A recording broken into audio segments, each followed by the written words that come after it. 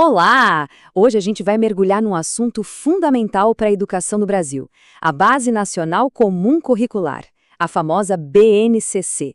A ideia aqui é entender de um jeito bem claro qual é a estrutura que orienta o que milhões de estudantes brasileiros devem aprender na escola. E para a gente fazer isso, nosso roteiro vai ser o seguinte. Primeiro, vamos entender o que é a BNCC. Depois, a gente passa pelas 10 competências gerais, que são o coração dela.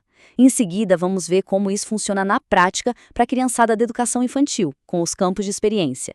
Daí, a gente fala dos temas transversais que costuram tudo isso. E, por fim, vamos reforçar uma ideia-chave, a diferença entre ser uma base e ser um currículo pronto.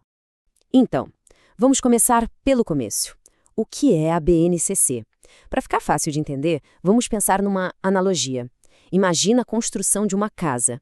A BNCC não é a casa pronta, decorada, ela é a planta baixa, o projeto arquitetônico que diz onde ficam as estruturas essenciais. E essa citação da Maria Teresa Marcílio, olha, ela resume a ideia de forma perfeita. A BNCC é o solo firme, a base estrutural, mas as paredes, as janelas, a cor da tinta, ou seja, os currículos de cada escola, de cada cidade, isso ainda precisa ser construído em cima dessa base. Ok, então, traduzindo esse texto mais formal.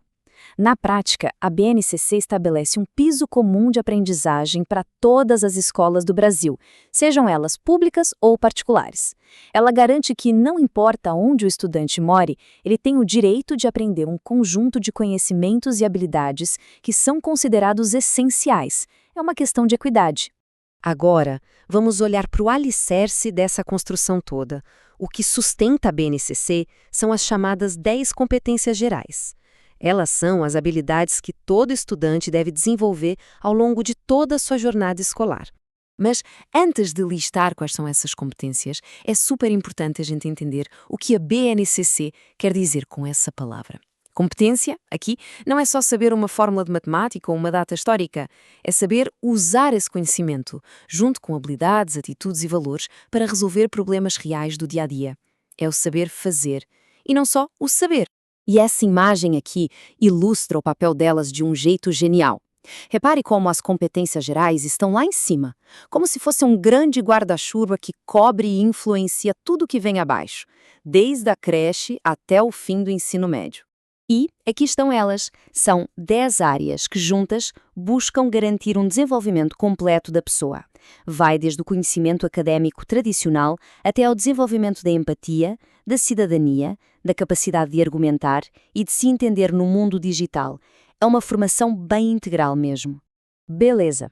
Agora que a gente viu o alicerce, vamos subir para o primeiro andar da nossa casa, a educação infantil.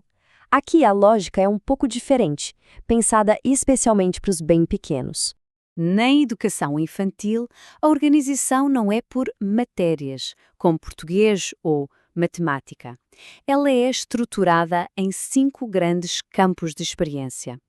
A ideia é que as crianças aprendam e se desenvolvam a partir de vivências e explorações. O primeiro campo é o eu, o outro e o nós. É aqui que a criança começa a construir a própria identidade, a entender quem ela é, a perceber o outro e a aprender a conviver em grupo.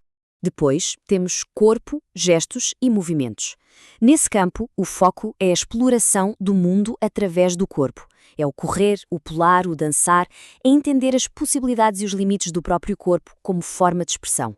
O terceiro campo, traços, sons, cores e formas, já dá a dica, né? É o contacto com as diferentes manifestações artísticas e culturais. É o momento de experimentar com música, com pintura, com argila, estimulando a criatividade e a sensibilidade. Aí vem escuta, fala, pensamento e imaginação. Esse campo é todo voltado para o desenvolvimento da linguagem oral, para o prazer de ouvir e contar histórias e para o primeiro contacto com o mundo da escrita, mas sempre de um jeito lúdico, divertido. E por último, espaços, tempos, quantidades, relações e transformações. Esse nome grande é onde nascem as primeiras noções sobre o mundo natural e social. É onde a criança começa a entender o que é perto e longe, antes e depois, muito e pouco. É a sementinha na matemática e das ciências. Agora, o ponto mais importante de todos. Nada disso acontece com a criança sentada numa carteira. Todos esses campos de experiência se apoiam em dois eixos que são a base de tudo na educação infantil: as interações e a brincadeira. Ou seja, a criança aprende interagindo com os outros e brincando. É o direito dela. Certo. Agora vamos falar da fiação da nossa casa. Sabe, aquilo que não fica num cômodo só, mas que passa por todas as paredes, conectando tudo?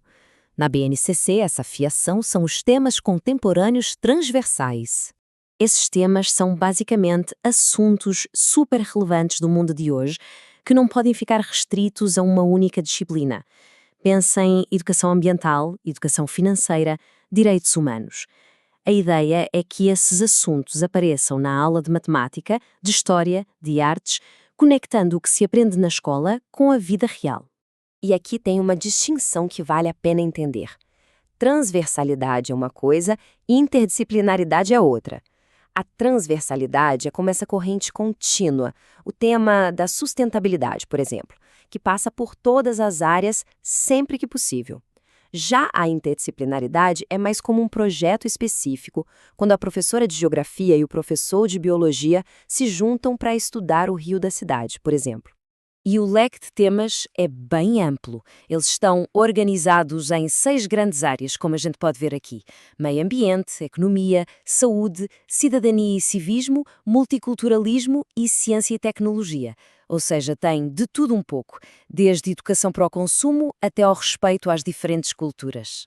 Bom, para a gente fechar, vamos voltar à nossa analogia da casa e reforçar a mensagem mais importante sobre o papel da BNCC.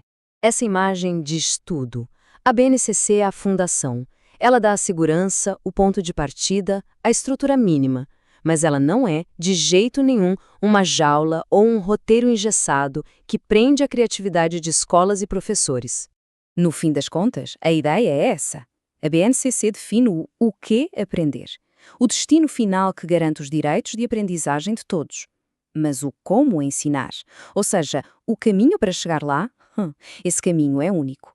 Ele é construído por cada estado, cada município e principalmente por cada escola, respeitando sua realidade e seu projeto pedagógico. E isso nos deixa com uma pergunta no ar, né? O projeto arquitetônico está posto, a base está lançada. Mas e a construção em si? Como é que essa estrutura toda está de fato saindo do papel e se tornando realidade no dia a dia da sala de aula? Essa é a grande questão. E a construção, como a gente sabe, está sempre acontecendo.